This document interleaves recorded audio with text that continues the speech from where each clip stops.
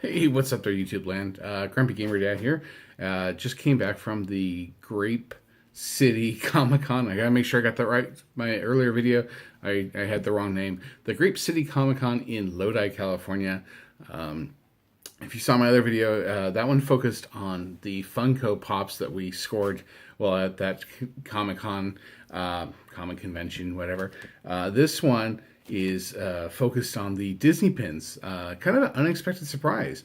We went there hoping to score some Funkos and look for Funko, and found those, but we also found some Disney pins, some really cool limited edition ones that we, like I said, unexpected surprise. Typically you go to Comic-Con, you're expecting comic books. I think we might have been the only people there that weren't there for the comics. We were there for something else. So go figure. So like in last week's videos, the first two videos that I did regarding Disney pin trading, I've been doing this for a few years now, but I had never really delved into it as much as I did the last week or so. Last week I did just the regular limited edition and limited release pins from the Disneyland parks, but also the Acme and Hot Art pins that we picked up from that little convention we went to in Anaheim. So, we did some pin looking, some pin shopping.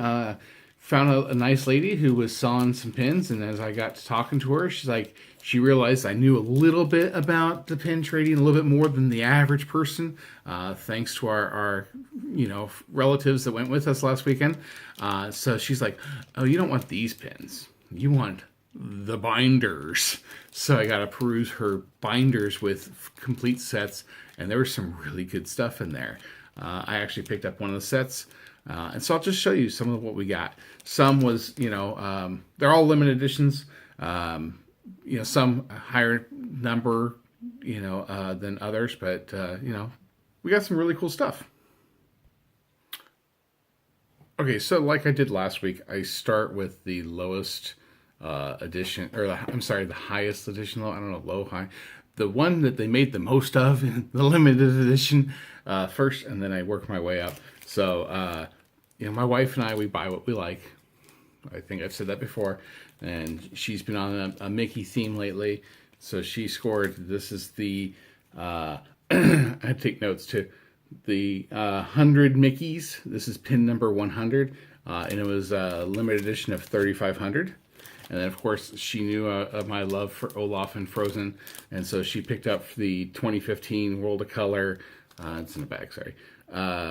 World of Color Olaf here. It's a little, you open it up, and there he is. And that was a limited edition 3,000. So those are our biggest of the series here. The biggest lots, I guess, is the right way to say it. Next up, I picked up the Haunted Mansion. You've got the 3 hitchhiking ghosts there. Limited edition to 1,000. This is, I guess, it's a spotlight pin. And I don't know all the ins and outs of the pin trading world. What something I learned a few things, and so I know what different acronyms are. I can say acronyms all day long. I love acronyms. So you'll see in a second here. Okay, so that one was 1,000. I can't remember if I said that or not. I know it was like 10 seconds ago, but whatever. Now we're getting some DSF, Disney Soda Fountains, also known as the DSSH, Disney Studio Store Hollywood. Say that 10 times fast. Please don't.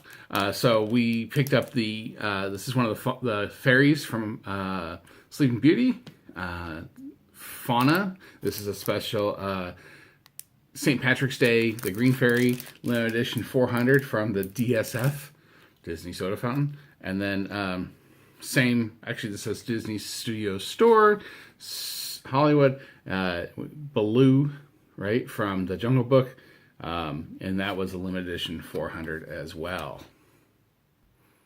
Right, and now that was the DSF and DSSHs. Now another acronym, the WDI, Walt Disney Imagineering. These are typically cast member exclusives. You have to be a cast member of Disneyland to get into the store where they're sold, Mickey's at Glendale, etc. There are special events that allow people to do it, but typically cast members. So my wife picked up this Tinkerbell.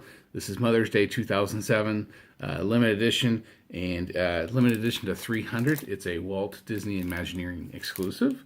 And then I bought a set, and I love Haunted Mansion, so I picked up.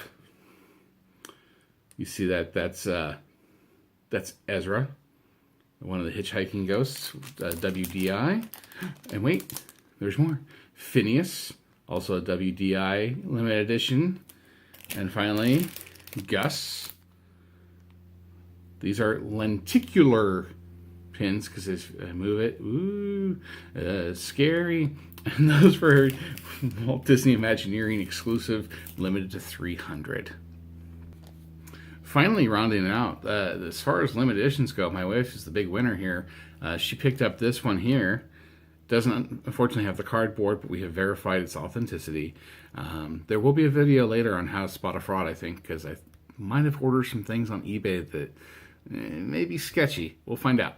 But anyway, this Mickey Mouse here, this is from the Sorcerer's Hat collection. It's an Imagineering exclusive, and that was limited edition 250. So you never know what you're going to find at a comic store.